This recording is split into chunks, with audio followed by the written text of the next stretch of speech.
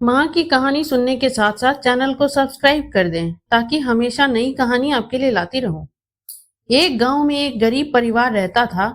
परिवार में माँ और उसका बेटा था। बेटे का नाम मोहन था।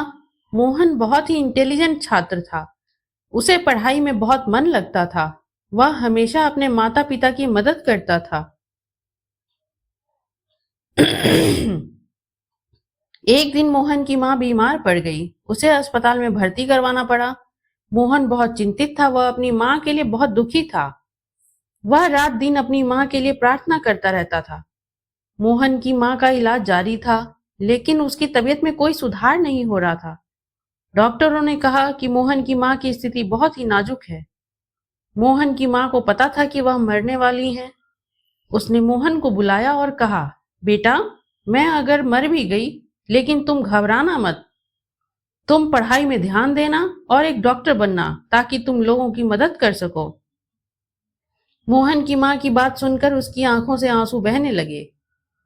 उसने अपनी माँ को गले लगा लिया और कहा, माँ, मैं आपके बिना नहीं रह सकता। मोहन की माँ ने कहा, बेटा, मुझे यह पता है कि तुम मुझे बहुत प्यार करते हो, लेकिन तुमको मजबूत बनना होगा।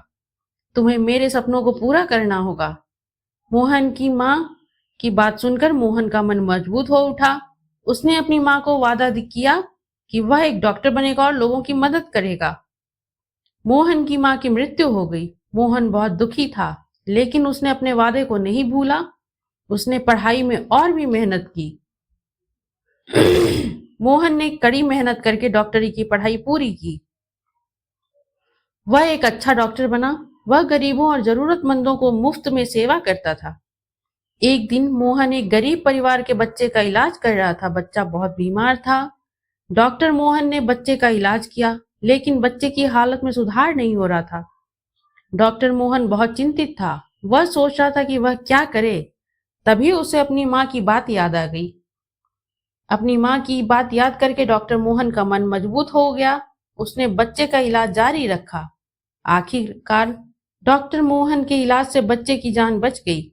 बच्चे के माता पिता डॉक्टर मोहन के सामने धन्यवाद करने लगे। डॉक्टर मोहन ने कहा, मेरा सौभाग्य है कि मैं इस बच्चे का जान बचा सका। मैं अपनी माँ के सपने को पूरा करना चाहता था और मैं आज अपनी माँ के सपनों को पूरा कर पाया हूँ। धन्यवाद।